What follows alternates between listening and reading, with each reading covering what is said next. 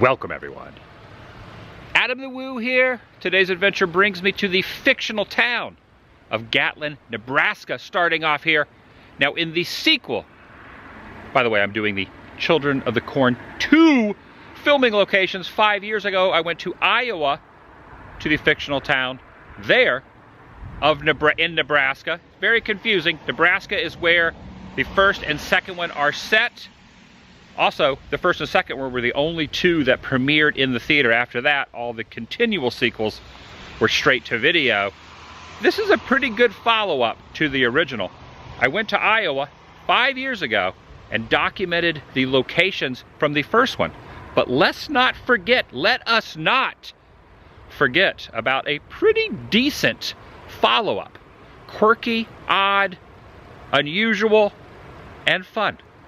And right behind me, in North Carolina, is where the opening scene took place, with the basement, finding what happened down in the basement. I'm excited about this. I've researched this pretty well. Been wanting to do this for a while. 5 years in the making since I did the first spots. And now it's time for the sequel. Part 2. Shall you? You wouldn't know it by looking at it because cars do not really go up this incline, but this is technically Main Street here in Ramseur. I'll also be heading over to Liberty and a couple of other towns.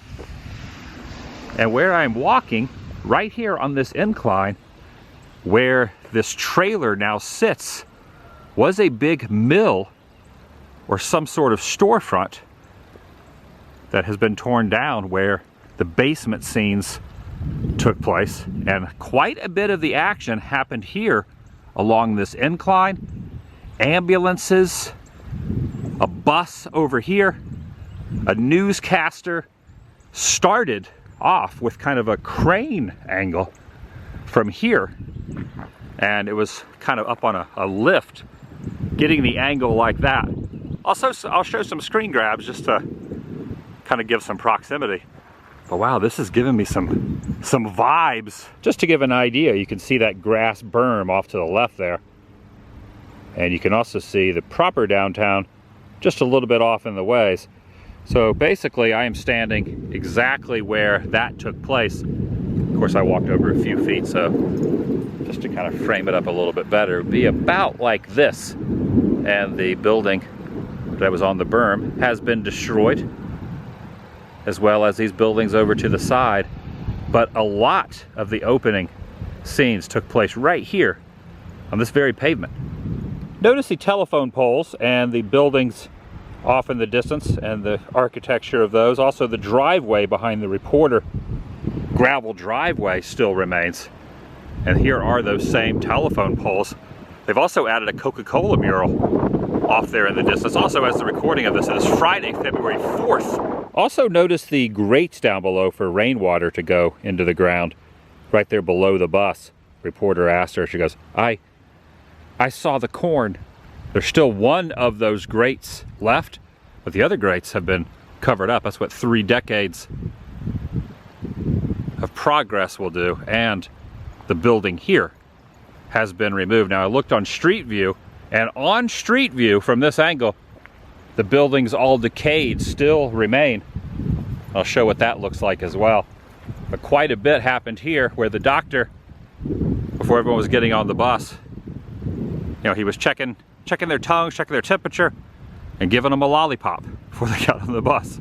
And when the older lady rides in on the bicycle, giving the town folk a warning, you see this kind of reddish building there. That reddish building still stands right there. She just goes along here to the front of the bus, and in those scenes you can see this little incline driveway going down here. There was a stop sign right there, and also this pole here, which it looks as if the little metal pieces on the pole are the same. We'll see if I can match that up. This might be a little overboard on attention to detail, but look at the side of the pole, the little metal ring right there. Metal ring, and then the other one right above it. And as the camera pans and looks the other way, there was the big building there that has been removed. right here on Main Street. These power lines, seen better days. There's also another angle when the other reporter and his son, kind of arguing and trying to rekindle their relationship, are pulling up over across this bridge and into town. And between the two poles from this angle, you can see the old building that used to stand there. And this is when we are first introduced to Micah, who has been adopted. That was the premise of it. Everyone was adopted that remained, and they went over to the next town over from Gatlin. But this is when we first are introduced to Micah. Shown here, walking up the side of this incline, you can see those two poles, and you can see that grass berm. Also down here, you can see what is now an abandoned building, but there's also a little vestibule and a concrete pylon that runs along the side of the ground, up across the parallel of the ground. And the concrete pylon's still there. Now, this is just faintly seen, but I'm kind of wondering around the backside of it. The answer is no, but it did sit right here. All this is grown over off in the distance. And this is looking back up, not from behind the rows. He who walks behind the rows. I'm walking behind the tree branches. When the car pulls away to go to the bed and breakfast, you can see kind of up the hill, once again, you can see that red building there. And they line the streets with all the corn stalks all through here. So all along here were just corn stalks everywhere. Little production value. Also, there's also a behind the scenes. It was from a news station's article that they were doing on their newscast. But notice down here you see that fire hydrant. And the angle there going off from across the road. Fire hydrant and that building that was over there, that on Street View. Currently Street View still shows it, but the building's gone. I'll show what the Street View looks like. And this was shown just a few years ago, so this is just recently, within the last couple of years, been torn down. Also, some behind the scenes shows the production crew just sitting on the edge of the ledge of the home. The tree in the background, the news van they use. There's the spot where that little vestibule was, gazebo, I should say. There's the tree there. Not many leaves on the tree, but this is where the crew member was sitting right here on the edge of the porch. And yet another behind the scenes photo just before one of the takes. Keep in mind both the buildings off to the left have been torn down, and of course all the corn stalks have been removed or blown away, because it's been pretty windy through here over the last 30 years. And just after the initial newscast reporter, you get the stretcher right here that was basically right here on the bottom of this little berm. And we'll be going to all these locations out of sequence as far as continuity goes from the film, just for time restraints and to be able to get it all done in one day. But I am heading now towards the downtown proper, which is just up here about a block. Going right past where they were standing when they were filming it. Pretty amazing scene took place up here. With the, okay, I'll describe it in a second. It's pretty fantastic. And I guess technically here at these cross streets would have stood in for the fictional Hemingford, Nebraska, which would have been the town over from Gatlin, where all the adoptees were taken. And it was right here where Mrs. West, the sister of the lady that got crushed by the house, I'll show that a little bit later. She was in her motorized cart through here, her ECV, and the remote control that they had, they were walking down the sidewalk over there, controlled first a remote control car, and then after that her wheelchair, and then a truck pulled through right through here, right through this very intersection, smashed into her, and then she went flying through that window where a riveting game of bingo was taking place. And notice when they first turned the corner following her, there is a building there, a brick building with that garage door. That is still down there at the end of the road. This is a way zoomed in. The camera was way back at the end of the sidewalk, zoomed in. Telephone pole still here, that garage door. There was a trash can, a very unique looking retro trash can that was kind of right there. Of course, that's been removed. But she turned the corner and then they all followed her The remote control car can be seen going right along the cracks here in the same sidewalk. This has been repainted, but here's a little brick embankment between this antique store. And she continued on this way, and where that car is pulling out is where the truck would have drove in the same angle that ended up plowing into her car, or into her cart, motorized cart, and took her across the road. Looking out of the bingo hall that I'm standing directly next to, notice here over this gentleman's shoulder is a very distinguished pole, very thick pole there. "Don't think you can scare me, you little punks." That's what she said as she was going right along there. There's now, that car's kind of in the way, but that's where her motorized wheelchair was going. And that pole I was just talking about, right here, doesn't look like this building is used for anything. But here is the pole, be able to utilize this to see exactly where that stunt was performed. Obviously, she was not really in the chair. It's probably just like a fake dummy. But the gentleman was sitting right there, and he called out bingo after she crashed through this window. Pretty good. Before the impact of the truck, she almost gets hit by a car down there at that intersection. Notice this other fire hydrant here and the crosswalk. Well, now that I'm looking at it, she really was more here in the center of the street here, because of the way the crosswalk kind of angles up right about there. And there's that fire hydrant. You can always use fire hydrants as good key points to figure out, you know, precise spots. Now, because of the glare, it might be tough to see it, but there is a rope attached to the mannequin, you know, the fake lady that's in the chair, that pulls her, kind of jerks up through the road. And this gouge store, I'll show exactly which one that was. They line this up. There's the truck about to make impact. More or less about like this. Camera was a little bit lower down, but the Magnolias on Main, just to the left of it, was that store that had the red brick. It's been painted now, it's a different color, but the camera was kind of about like that. Look at her flying. She got some serious air there. And notice that pole, you can use that for a little bit of a pinpoint. That pole right there, which means she went right through this very window. Obviously the window's been replaced, but that camera angle looking across when he says bingo, they're all standing over there with the remote control in front of Magnolias on Main. Seems to be a creek down there. This was a little bit of a challenge to find when I was kind of searching on Street View. It was summertime or springtime, and there was a lot of greenery through here, and what is normally well hidden is not so well hidden now in the winter time. See if I can pull over. This house back here, which appears as if someone is living in at the moment, was Mrs. Burke's house. Right back there. Oh yeah, there's someone in the front yard.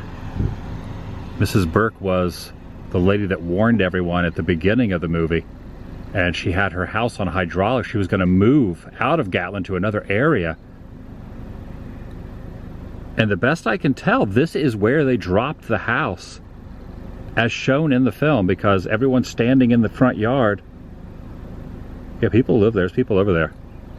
This is the house. I'll show like kind of a screen grab. A Wizard of Oz moment. The house dropped on her, and she actually quoted the "What a World" quote from Wizard of Oz. This house still exists. Seen better days, but it still exists. That is incredible that this is still here. I had my doubts, but it's here. And here's kind of a far away angle from the film itself. You see, it looks pretty much the same. And there it is on the hydraulic jacks and whatnot before it's dropped on her. She was looking for her cat, and she found her demise underneath the house, and her legs protruded out just like Wizard of Oz. And the reason I believe that that is the same yard that they dropped the house and they didn't move the house again is because when they're standing in the front, if you look up the hill, you can see a shopping center at the top of the hill right up here that can be seen when they're standing in the front yard from another angle. Let me zoom in on it. But you'll kind of notice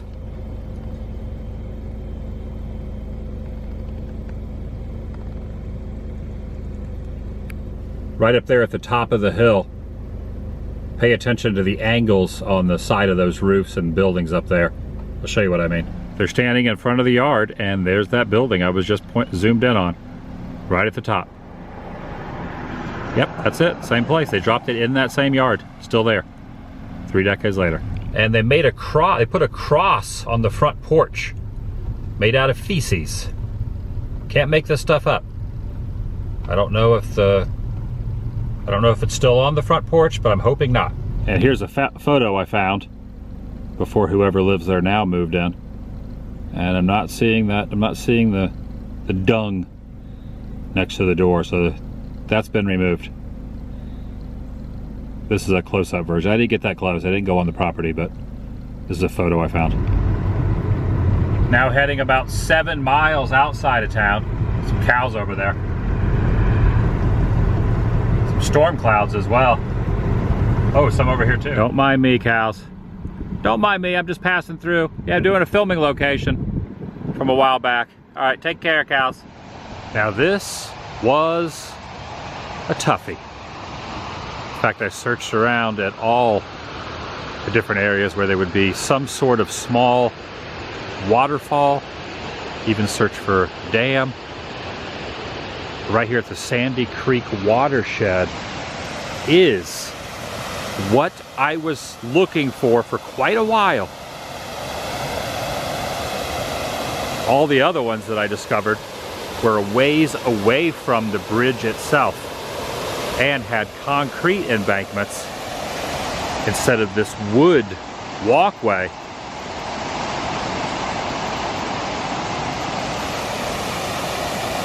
It exists. It really exists. This is a thing of beauty. I can see why the location scouts chose this. But is that a real deer over there? Is that a real deer?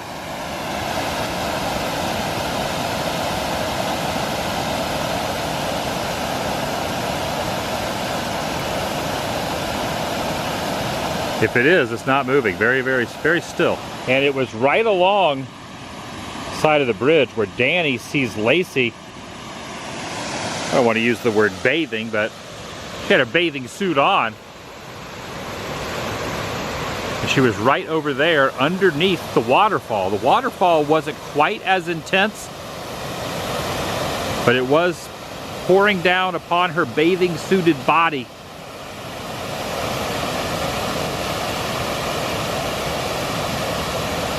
Right over in there. Same actress that was in Nightmare on Elm Street 2. Fun fact. He's staring very intently over there. I'm standing in the same spot he was. We zoom in a little bit to show exactly where she was standing. Or try to, within a few feet. And it's going to be a little too difficult to try to match up exactly what rocks they were, but I'll try to. Somewhere in this general vicinity. It has to be pretty relaxing standing underneath there. Some treacherous rocks. She would have had to walk down the very slick terrain. Probably had someone helping her go down there. Some of the cast and crew. Into the spot. Yeah, it's probably very slick. I'm not going to recreate that moment, even though it would probably be very refreshing.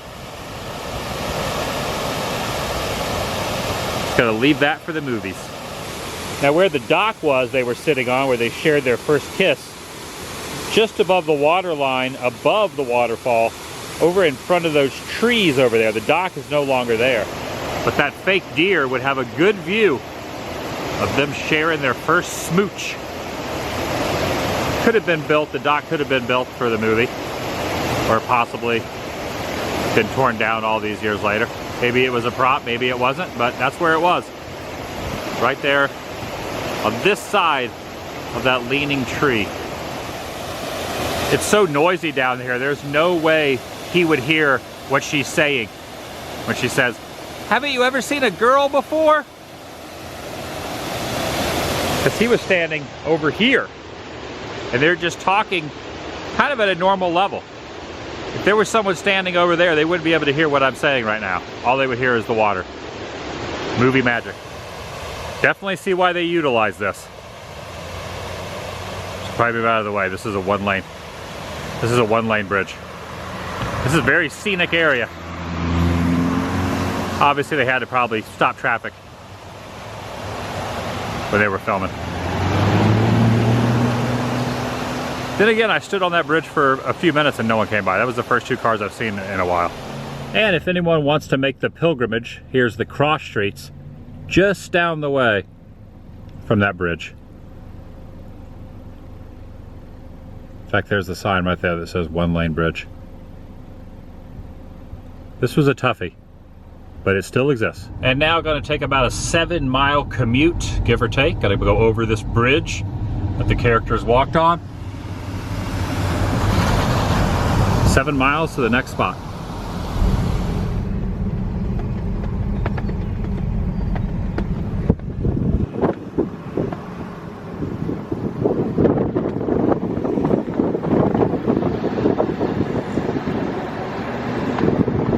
Right here on the corner of Old Liberty Road, just across the way, is a gas station, convenience store that sits empty.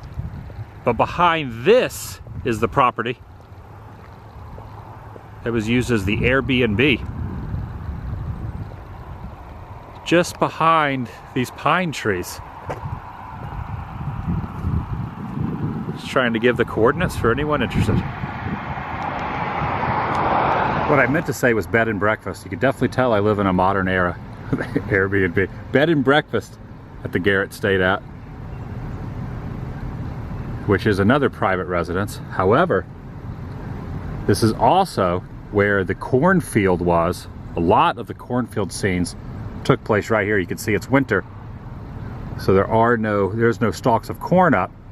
He who walks behind the rows is taking the winter off. However, there is a road that runs adjacent to the property, so just going to pull up here just a little bit. So all the scenes where Micah's out there in the corn stalks, they got the torches, and the front porch of this was also used quite a bit. However, you never really see it from this distance. It's all over to the side, and when his son tells him, I'm gonna go catch the next bus, he walks past that tree in the opposite direction of where I'm at, the big tree just to the left of the home.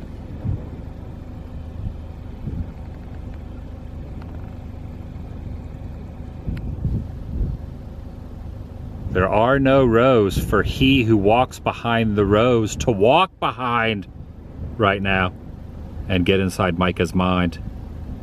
So now's a good time to visit, because if there were rows to walk behind, rest assured he would be walking behind them. About another 5 or 6 miles, made it over to Liberty, that's the water tower.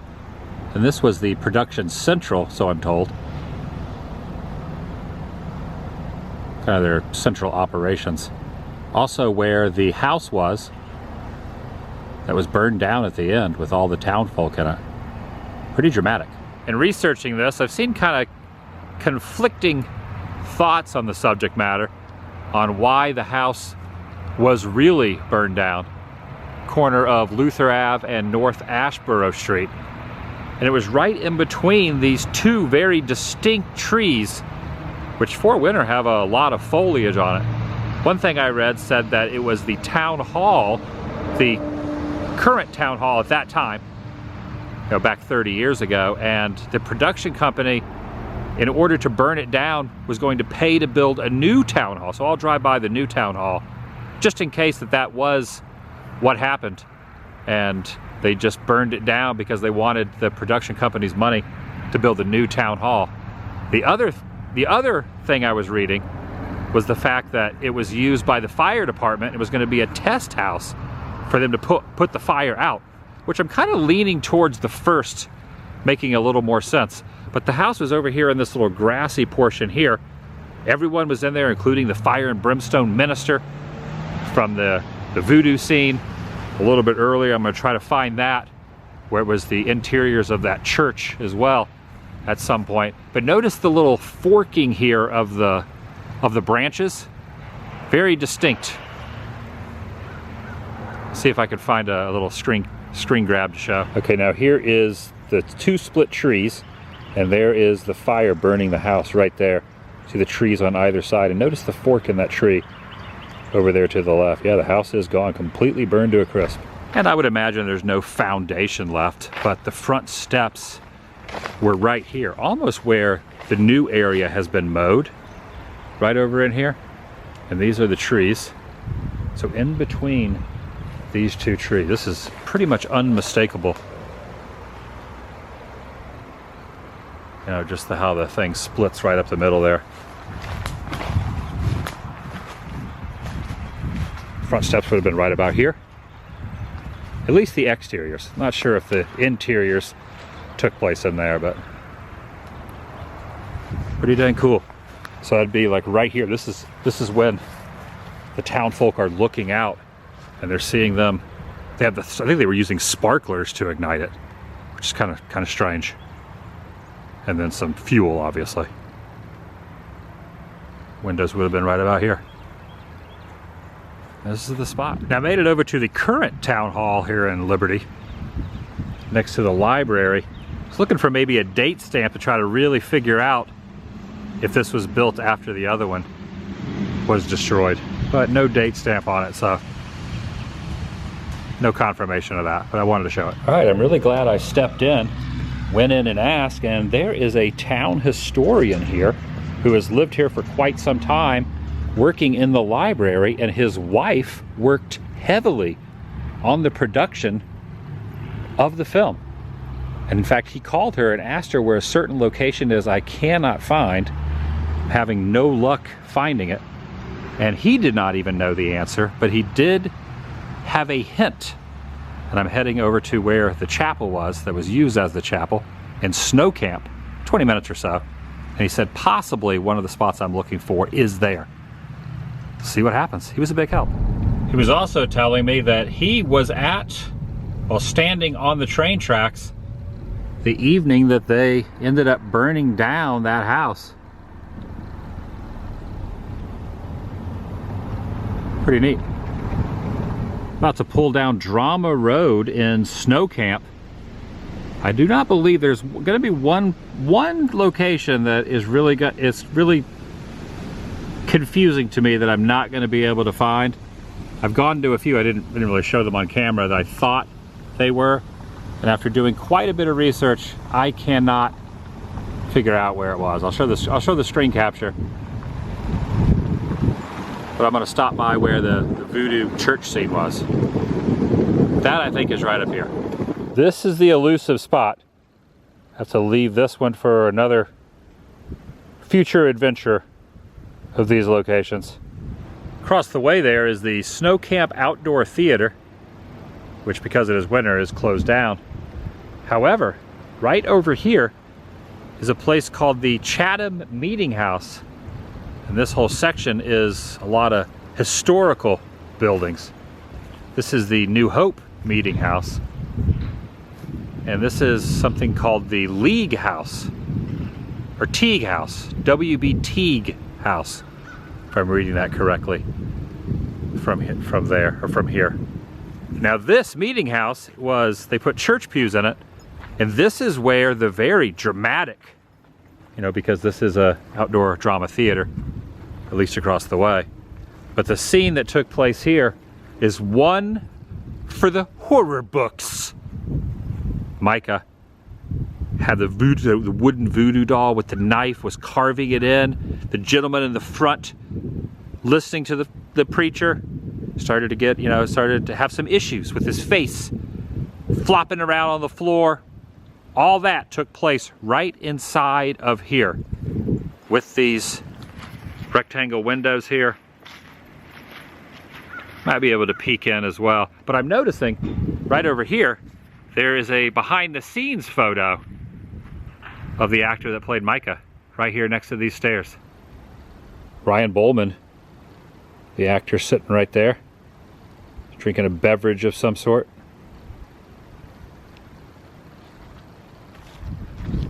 Right before he started to whittle away at the piece of wood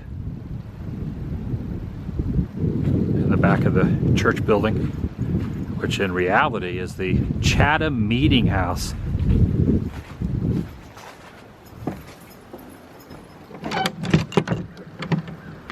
Might have to peek in the window. Door's locked. He would have been sitting right there in the back row, whittling it away with a knife. Unbeknownst to the rest of the congregation, he was controlling the outcome of the guy who was sitting up front listening to the preacher. Yeah, the pews were right there. You'll notice up by the pulpit is a back door that goes into a back room, and also notice the banister, the wooden banister there where the pulpit is. See if I can look in the window. That's still in there. But there is a back room, and that back room is still attached to this. Same windows. Same rectangle windows. Of course, it's going to be kind of tough to look in that window because it's very elevated. Might have to go around the other side. But the pulpit would have been right about there with all the congregation stretching all the way back here at this meeting hall that stood in for the church. You could also notice just over his head there, towards the back of the pews, those are the same double doors. Same precise double doors that are here. Of course, I cannot get inside. But, yep. Little movie relics right there. Probably not the safest thing to do, but I could step up on top of these old air conditioner units. There is a hole in that window. Might be able tall enough to reach the camera through there and show. Possibly. Yeah, I can kind of see the banister. Kind of see the banister in there, where the minister was standing. Kind of, sort of.